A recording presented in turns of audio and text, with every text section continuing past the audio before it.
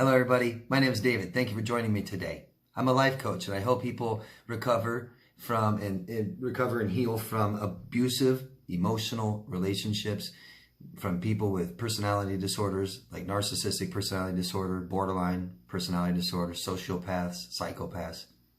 I help people grow and find each other, find themselves. I do a weekly question and answer video every single Monday where I answer people's questions. And what I've been doing lately is making a whole separate video on some of the biggest questions I get. So this week I'm doing it again, and I've picked out a couple of questions to answer in a separate video today. So let me read the questions first. Chanel, sorry if I'm saying it wrong, from New Zealand asks or says, there is a lot of talk about how intermittent reinforcement affects victims of narcissistic abuse. But I wondered, from a comment I remember my ex making about the constant breakups and makeups, whether the back and forth cycle, the on and off and mean and sweet, actually affects the person with NPD also. I haven't seen any discussion on this, so I thought I'd ask what your views are. Helena asks, from Quebec, asks, I need to know what you think or if you heard about it. After several months no contact, I was still emotionally attached and missed him so much, like a spell. I needed to kill this fantasy, so I took the risk to see him, and I had this unexpected revelation. As I filled the gap between my imaginary and reality, fantasy died right there. Still in shock, it felt good, a relief. Now I'm in mourning. So thank you, both of you. Great questions, and you really inspired me to do this video.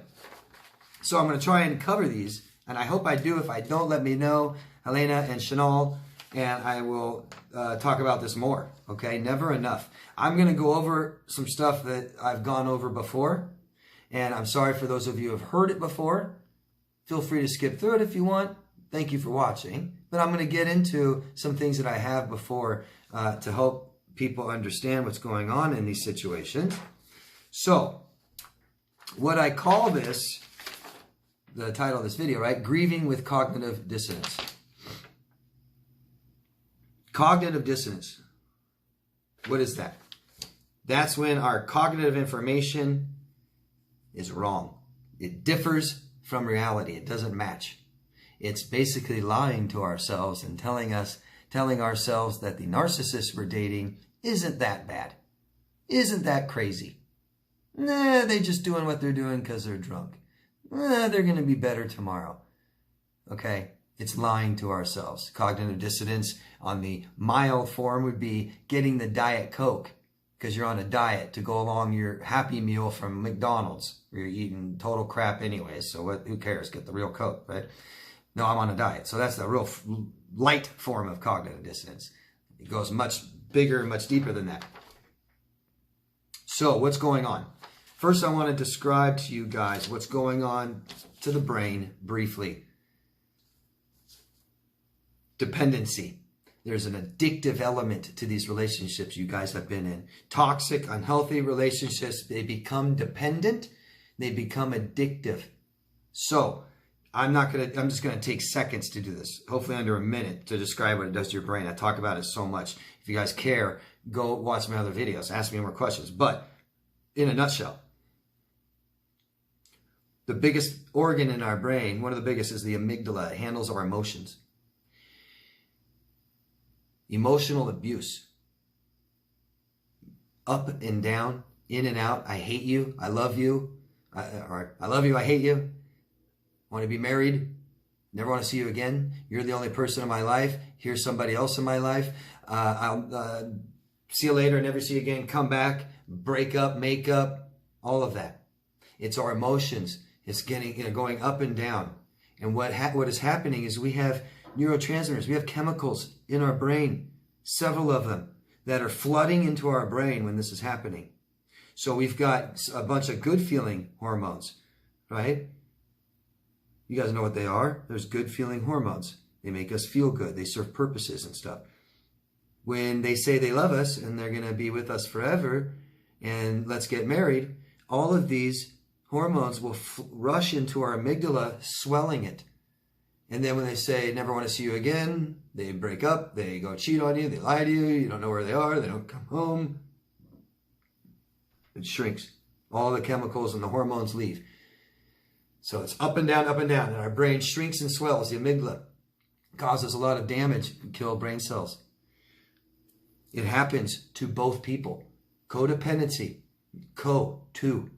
If one person has an addiction in that relationship, both of you become codependent. That's just the way it says. It's not my opinion. That's what it says. I'm not saying I don't share that opinion. I'm just saying it's not me telling you what I think. That's just the definition of codependency. When you guys met, right? Intense. Lots and lots of good feeling hormones, serotonin, oxytocin, all these things go into our brain and feel, oh my gosh. So you know what that feels like. And then the worst, the bad, right? And you feel you're just suffering and they broke up with you and they're with somebody else. You know what's going on. That's all of it gone. You're depleted of all of this. It feels horrible, okay? We all idealize. People almost all idealize. They have an idealized view of their mate. So when you meet somebody you're really excited about and you go tell your friend in a week or two that this person's amazing. I met my soulmate. They're so good at this. They're so good at this. They're so nice and funny and caring. Yeah. Or they're tricking, lying, or we just don't know yet. Not in a week or two. I know they're being that way now, but we're so happy and excited because they're matching our idealized mate. We're telling our friend what our idealized mate is. We're not telling them who this person is we've known for a week or two because you don't know who somebody is in a week or two. You can tell them what you think they are, but we're so excited because they're our idealized mate. Okay? And they typically, the narcissist and you, like everyone, has an idealized mate. And you both are so excited to have that idealized mate when you meet. What kind of things do narcissists appreciate about people? All exterior, all fake, nothing interior, right? They care about maybe looks. And I'm not saying every narcissist cares about these things, all these things. But it seems to be either or both, or all, or some, or one. Things like looks, the best, and they think you're the best looking person, right? They tell you you're the most beautiful person in the world. Best body. Love those tits and ass. Tits and ass, man. Money. You have lots of money. They love status. That means you're a good person. You're better than other people. You're powerful. They love your job, your career. They love sex. You're so good in bed, or you just give it up all the time. You're wild and crazy. You'll do anything. You don't say no. I can talk you into sex all the time. Whatever it is. I'm not saying they all do. But these are the things that narcissists appreciate and want in other people. Okay? They don't want a self. They don't care about who you are. That just causes problems when you start speaking your mind and your opinion and your wants and your needs. Oh, you're so needy. God, you're so demanding. God, you're so annoying. God, you're so sensitive. God, you always want things. God, you're always bugging me. That's just you. You have a self. They need to date selfless people. Because they don't care about who you are. It just gets in the way. It's all about them. What are the things that we like and appreciate about people? Sure, some of these things are okay. Sure, we want a good-looking person, attractive. Okay, we want a fit body. Fine, sex is important. We like sex. Okay, great. I want someone with a great career. Okay, but God, for God's sakes, man, that's why I get you guys to try to do your standard list. I get all my clients to do a standard list. You better have some things on there like nice, caring, loyal, honest, has integrity, good dad, good mom, gets along with people, good relationships, healthy, okay? Those are the things that you appreciate about people. So you have these idealized mates. You have the narcissist that's good looking, good body, good sex, good money, good status, good power, right? Makes them feel good, always there, will never leave them, take their crap, never judge them, never make them feel ashamed of themselves no matter what they do, even when you should shame them sometimes, Jesus Christ, right? And then you have your idealist view. Oh, this narcissist I met is so caring, so loving, because narcissists don't have a self, so they simply mirror you. They say, oh, this is what I have to do to get what I want, so I'll just be this person. They don't mind being another person. They have no self. They don't know who they are. They can switch anytime, no problem. They just hold up a mirror and say, here, this is what you want. Oh, I'll just be nice. I'll just be caring. I'll be so caring. I'll be so nice. Over the top. Over the top. Because I'm not good enough. Narcissists believe they're not good enough. I'm not good enough, so I'm going to just do this and be that. I'll be all these. I was perfect for you. They'll say that. I was perfect for you. So we want all these things, and that's our idealized mate. And so when we meet them, we say, yep, that's it. They check all the lists in 1 week. They're the most honest, integrity, loving, nice, caring, loyal, all these things. And this person says, you're the best looking, best feeling, sexiest, hottest, the best job and career, and, right? And now you're off and running. You're getting all the hormones, boom, boom, boom. Then there's problems. There's always going to be problems. Why? Because you have two people sick. You have someone with massive shame, right? And is sick and hates himself, and we date our own emotional self-worth, and we're dating them, and we just want to be loved. Our parents didn't love us enough and give us enough attention, and we meet other people's needs, like our brother and our sister or our mom or our dad, instead of ours, anybody but ours. So we're there for them and blah, blah, blah. What happens is the things that the narcissist appreciates about you is all external. Never enough. They like your looks. Either your looks fade or I get used to your looks. There's somebody new comes along. You know what I'm talking about. New things can be more attractive just because they're new. I'm not used to them. Old things become less attractive to us physically, not emotionally, on the outside. You think this person's great and you tell yourself this person's amazing.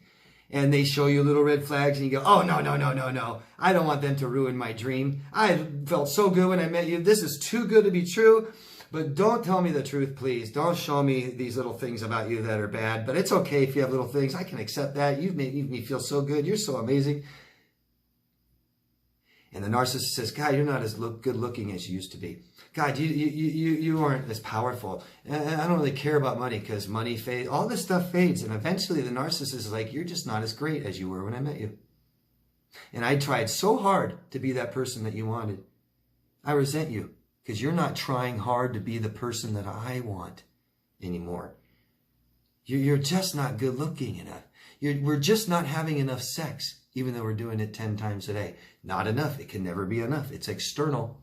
You start caring about who people are internally, and they only care about who you are externally, and that's not enough, and you are wrong, and you lie to yourself every freaking day until eventually the relationship ends. It's over for whatever reason. You're not enough, and they move on to someone else. They discard you like a piece of garbage because all you are is this physical object.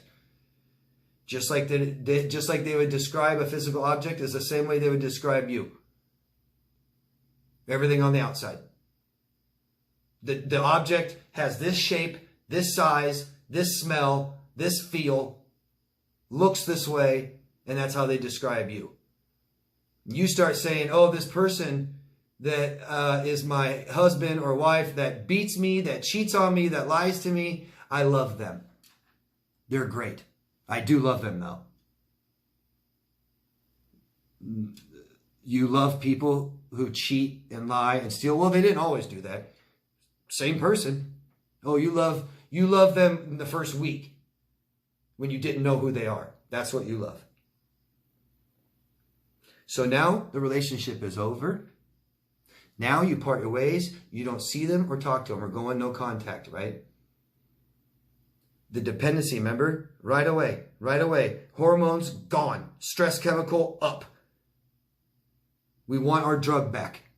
She is the only thing that will make me feel better. I need these hormones to come up in my head and I can't do them myself anymore. I became too dependent on this to do it for me. what this person does, what this relationship happens in this relationship, totally. Or how I feel, my hormones rising, depends on what this person does, depends on this relationship. It depends on me seeing them, having sex with them again. We're grieving. We're grieving this loss. This person was half of your life. They were there. They lived with you. You saw them every day. Maybe you talked to them every day. You had sex with them every day. You thought about them when they weren't around. They were half your life, and now half your life is now gone. So now your drug is gone. Your hormones, you can't make yourself feel better on your own. Your stress chemicals way up. Okay? And you want that back. You're dependent on it. And so are they. To the other person's question, they are too. Same thing. But the difference is you think you love who they are. They don't care who you are. Narcissists discard for that what I said. You're a physical object to them. You've been objectified. They don't care what's inside the box. You're just a box. You're an old box with some dents in it. You're the car broken down with a flat tire, right? The broken down engine and the broken window and the faded paint job and yeah. That's what happens to people. We get older, we get fatter, we get grayer, things start to fall. We gotta appreciate who people are on the inside. That's what matters. That's what matters to us. And so we should be with other people that hold that important, who people are, not external, outside stuff. I hope I helped you guys understand. I hope I answered your guys' questions, the two of you at least. Okay? Keep asking me more and more questions about this. It's really important that we understand what's going on, or we get clouded. I got to help my clients so much understand that they don't love this person. You just told me this person is the worst person in the world, but you love him. You don't love the worst people in the world. That's not what you want, right? So it doesn't make sense. What's going on? Oh, you're lying to yourself. You have been lying to yourself. You had an idealized view of what somebody is, and you thought that they were. They came along and you're like, yeah, that's called a void. That's, I didn't get enough attention. I didn't get enough love. And someday I will. Someday I will. Here it is. Here it is. Boom. And when they're gone again, you have another void. You have the void still, and you have their void. Okay? And your brain says, no, I don't like change. We need this back. That's what made us feel good. That's what saved us. That's how we're going to survive that way, doing this. And they're addicted too, but I'll just go find somebody else that makes me feel good, like you did in the beginning. Why aren't you trying hard like in the beginning? Make me feel like you did in the beginning. And you're saying, why can't you be the person you were in the beginning? Because that wasn't them. It wasn't them. They're sick of pretending. They're sick of faking it. That's not who they are, and they don't want to be that person. And they don't even want to pretend. They don't want to fill your void anymore. They pretended so that you could fill their void. And we've got to fill our voids ourselves. We've got to love ourselves. Okay? I hope this helps you guys understand. I do. Please just keep asking me questions. Like I said, I got a weekly Q&A. Ask me anything you want every Monday in those Q&As, okay? Thanks, guys. Love yourself first. I'll see you later. Bye.